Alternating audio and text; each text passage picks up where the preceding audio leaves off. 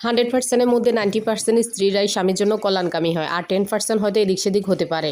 তবে মজার বিষয় হলো কি জানেন, হাজব্যান্ডের বিপদ আপদ বলেন, টাকার অভাব বলেন, যে কোনো শারীরিক অসুস্থতা, যে কোনো সমস্যায় সবার আগে কাকে খুঁজে পাওয়া যায়, সেই স্ত্রীকেই পাওয়া যায়, যাকে সে সবসময় দিনে রাতে উঠতে বসতে ঘোঁটার অবহেলা করে। হয়তো বা সবাই এক না, যাদের কথা তাদের কথাই বলতেছি। এই যে হাজব্যান্ডের যখন টাকার প্রয়োজন হয়, দেখা যায় যে বউয়ের কাছে থাকা সেই 2 টাকায় তার সবার আগে কাজে লাগে। তার কিন্তু ব্যাংক অ্যাকাউন্টে অনেক টাকা থাকলেও সে যখন অসুস্থ হয়, তার অনেক আত্মীয় স্বজন আছে, অনেক আপনজন আছে, মা বাবা আছে, তাও কিন্তু সেই স্ত্রীটাই আগে এসে সেবা করবে, তাই না?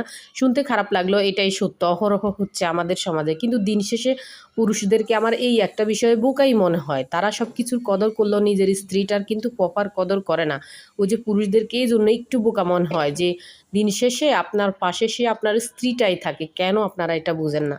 যাই হোক, আসসালামু আলাইকুম, কেমন আছেন সবাই? আশা করি সবাই আল্লাহ তাআলার রহমতে ভালো আছেন। আজকেও একটা লং ভিডিও নিয়ে আসলাম, তবে আজকে লং ভিডিওটা বেশি লং করব না, কারণ হয়তো আমরা তো নতুন ইউজার, কি বলতে কি বলে ফেলি, কি বলা উচিত আসলে সবার কাছে আমার কথা ভালো নাও লাগতে পারে, তবুও চেষ্টা করি একটু লং ভিডিও দেওয়ার, দেখি আস্তে আস্তে মানুষের ভালো লাগে কিনা। আর এখানে আজকে 2টা রান্না দেখাচ্ছে, একটা হচ্ছে চিংড়ি ভুনা বা ঝোল বলেন, আরেকটা হচ্ছে সাগরের মাছ দিয়ে বেগুন আলু দিয়ে তরকারি বানিয়েছিলাম। এমনি দেখতে অতটা কালার সুন্দর আসে না, আসলে দেখেন মোবাইলে ক্যামেরা অত ভালো না, তাই যতটুকু আসে ততটুকুই রান্না করছিলাম। দেখতে যাই হোক, খেতে আলহামদুলিল্লাহ আলহামদুলিল্লাহ অনেক ভালো হয়েছিল। যাই হোক, আসলে দেখেন চেষ্টা করলে সবার রান্না আস্তে আস্তে ভালো হয়। যখন নতুন রান্না করে কেউ পারে না, রান্না করতে করতে কাজ করতে করতে দক্ষতা অনেকটা বেড়ে যায়, তাই না?